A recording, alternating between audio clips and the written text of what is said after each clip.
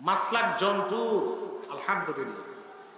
কারামাত Ali Jaunpuri রহমতুল্লাহর Maslak, এই Maslak আসাদ্দ বায়াদাম মিনাল লাবান, এই মাসলাকে সবকিছু দুধের চেয়েও সাদা।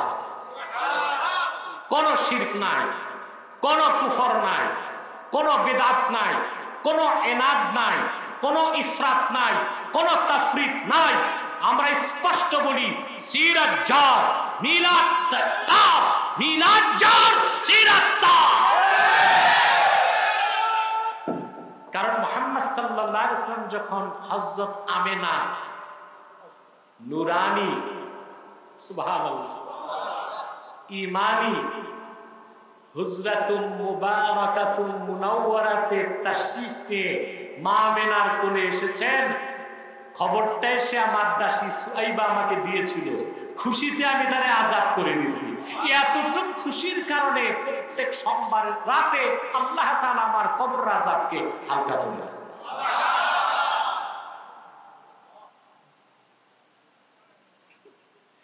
হাফেজ শামসুদ্দিন ইবনে নাসির আদ-দ্বীন আদ-দামেশকি তার বিখ্যাত কিতাব মাওরিদুস সাদি ফি মাওলিদিল হাদি কিতাবে লিখেন, এই কিতাবে তিনি লিখেন একটা সুন্দর কবিতা তিনি লিখেছেন আবু লাহাবের ঘটনার উপর।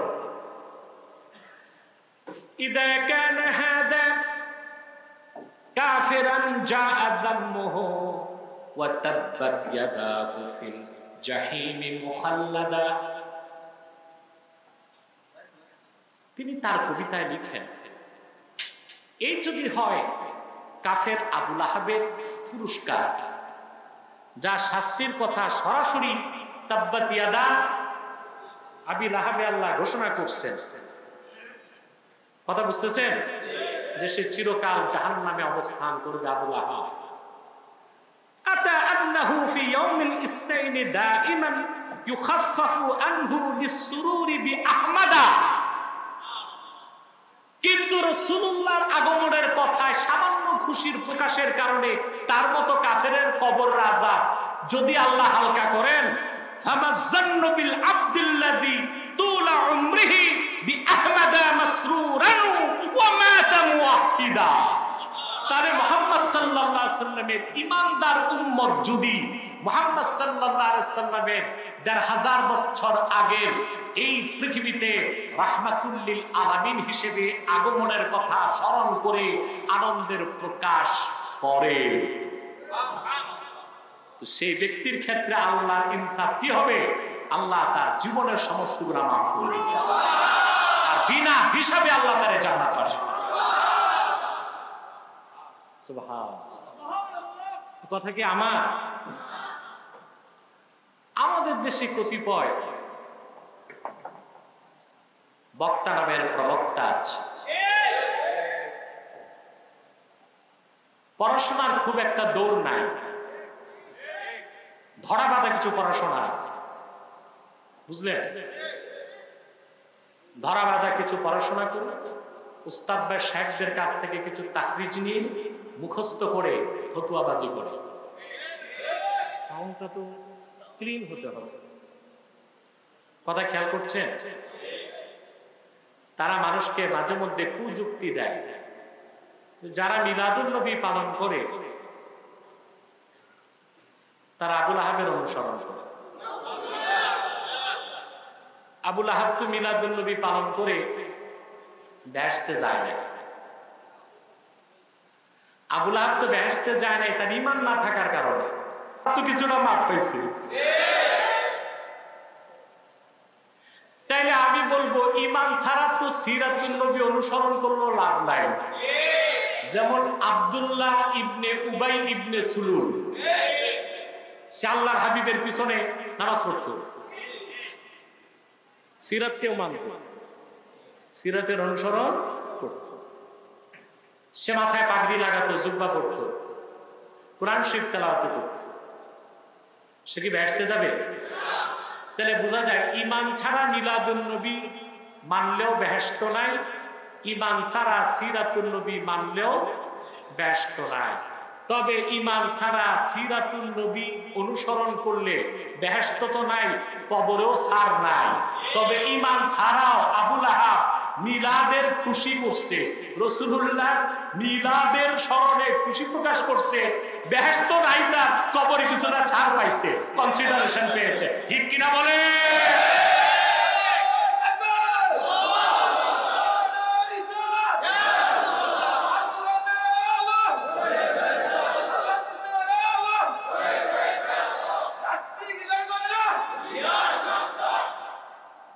এখানে বেঈমান টেমান নাই, এখানে মুমিন মুসলিমরা আছে, আমরা তাদের মুহসিন বানাই। ঠিক কিনা? বেঈমান টেমান থাকলে দূরে আছে, থাকতে পারে। আমরা কোন মাসলাকের মানুষকে বেঈমান মনে করি না, আমরা মনে করি বুঝের ক্ষেত্রে একটু সমস্যা, এটা একটু আমরা বলি আসুন, বসুন, করুন, জানুন, সব স্পষ্ট হয়ে যায়। একই রকম হাদিস ইমাম বুখারী সহিহ বুখারীতে নকল করেছে, হাদিস নাম্বার 5101। কত? সহিহ বুখারী। সেখানে একটি মোটামুটি দীর্ঘ রিওয়ায়াতের এক জায়গায় তিনি রিওয়ায়াত করেছেন, ফালাম্মা মাতা আবু লাহাব উরিয়াহু বা'দু আহলিহি বিশররি হিবাহ قال له ماذا لقيت। আবু লাহাবের মৃত্যুর পর কুরাইশ বংশের তার কিছু আত্মীয় স্বজন স্বপ্নে তারে দেখছে, এর মধ্যে হযরত আব্বাসও ছিলেন। কে ছিলেন? তো তাকে তারা স্বপ্ন দেখলেন বিশররি হিবাহ, আই বিশররি আহওয়ালি। তাকে এইবার একটা অর্থ হচ্ছে হুজন, চিন্তা, অর্থাৎ কেউ কেউ তাকে দেখলেন প্রচন্ড চিন্তিত। সে আবু লাহাব তাকে জিজ্ঞেস করলেন, আবু লাহাব এত চিন্তিত কেন, কবরে তোমার কি অবস্থা? সে বলল, দেখো আমি মৃত্যুর পর কবরে শাস্তি ছাড়া কিছুই পাইনি, জাহান্নামের আগুনের শাস্তি ছাড়া আর কিছুই পাইনি। তবে মুহাম্মদ সাল্লাল্লাহু আলাইহি সাল্লামের আগমনের কথা বলেছিল আমার দাসী সুআইবা, খুশিতে আমি তারে আজাদ করে দিয়েছিলাম। সেজন্য আল্লাহর পক্ষ থেকে প্রতি সোমবার আমার কবর আযাব হালকা করে দেওয়া হয়, আর যে আঙ্গুলে আমি তাকে আযাদ করেছিলাম সে আঙ্গুল চুষলে আমি কিছু অপার্থিব রিজিক পেয়ে থাকি। কে কে? লাম আলকা বা'দাকুম গায়রা আন্নী সুকিতু ফি হাদিহি, আঙ্গুলের সারা করে দেখাইছে, কবরে কিছুই পাই না শাস্তি ছাড়া, তবে আঙ্গুলের কারণে আমি সুআইবাকে আজাদ করে দিয়েছিলাম। বিআতাকাতি সুআইবা, রাসূলুল্লাহ মিলাদের স্মরণে দাসীকে আমি আজাদ করে দিয়েছিলাম, আমার কবর আজাব সোমবার দিন হালকা হয়ে যায়। আর যে আঙ্গুল দিয়ে ইশারা করে আজাদ করছি আমি সে আঙ্গুল দিয়ে কিছু কিছু রিজিক, কিছু খোরাক চুষে চুষে খাই।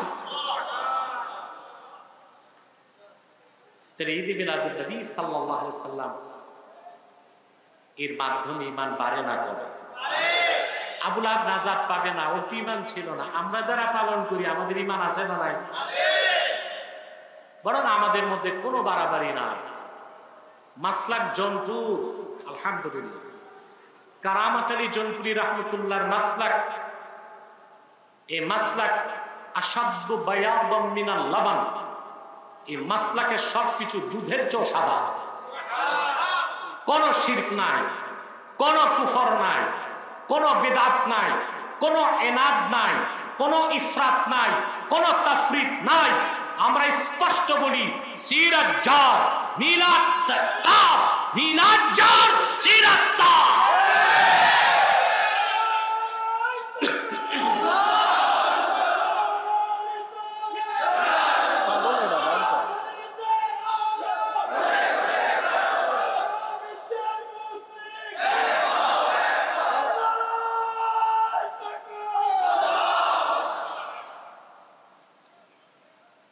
বুঝতেছেন?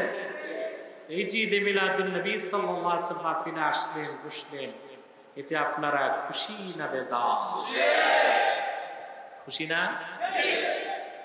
সারা রাত আমরা আল্লাহর জিকির করি, তার হাবিবের জিকির করি। প্রত্যেক বক্তাই তো রাসূলুল্লাহ শান গায়, মান গায়। জিক্রে নবী তো জিক্রে খোদা। রাসূলুল্লাহ বলেছেন, মান যাকারানি ফাকাদ যাকারাল্লাহ, যে আমার জিকির করলো সে আল্লাহর জিকির করলো। আল্লাহ বলেছেন, ইযা যুকিরতু যুকিরতা মাই। হাবিব ধুলোকে ভুলোকে, আকাশে জমিনে জলে স্থলে, লৌহ কলমে, জান্নাতে আরশে আজিমে, জান্নাতের প্রতিটি গাছের বৃক্ষের পাতায় পাতায় যেখানে আমি আল্লাহর নাম সেখানে তুমি হাবিবের নাম, যেখানে আমার স্লোগান সেখানে তোমার স্লোগান, যেখানে কোরআনে আমার ইতাআতের কথা সেখানে কোরআনে তোমার ইতাআতের কথা, যেখানে আমি আল্লাহর স্লোগান সেখানে তুমি হাবিবের স্লোগান। সুবহান।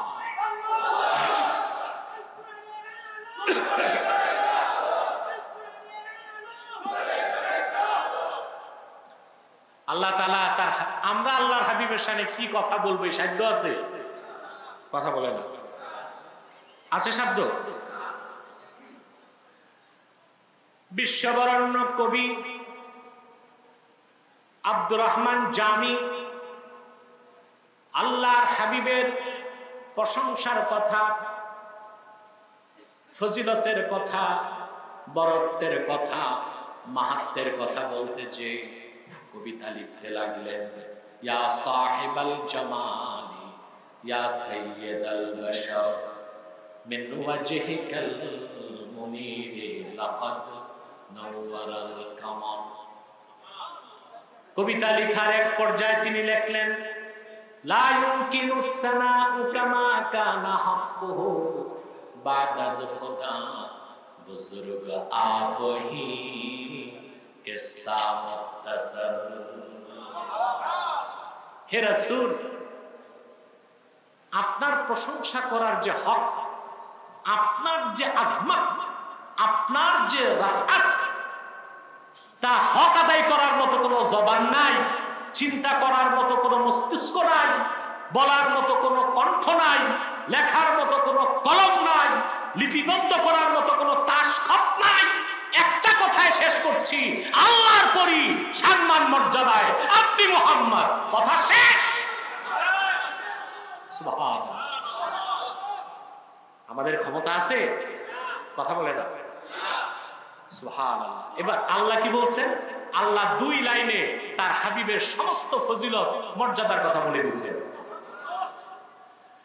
আল্লাহ রাব্বুল আলামিন বলেন, ওয়ালাল আখিরাতু খায়রুল লাকা মিনাল উলা ওয়ালা সাওফা ইউতিকা রাব্বুকা ফাতারদা। মুহাম্মদ সাল্লাল্লাহু আলাইহি ওয়াসাল্লাম, এই দুনিয়াতে আল্লাহ আপনাকে যে মান শান মর্যাদা দিয়েছে, শ্রেষ্ঠত্ব দিয়েছে, তার চেয়ে অনেক উত্তম আপনার জন্য আরো বেশিটা আল্লাহ রেখেছেন আখিরাতে। কি রকম? ওয়ালা সাওফা ইউতিকা রাব্বুকা ফাতারদা। আখিরাতে আল্লাহ তাআলা আপনাকে আরো এত বেশি নিয়ামত দিবেন, এত মর্যাদা দিবেন, এত শান দিবেন, এত মান দিবেন, যা চাইবেন তাই দিবেন, যেন আপনি রাজি হয়ে যান। সুবহানাল্লাহ বলবেন।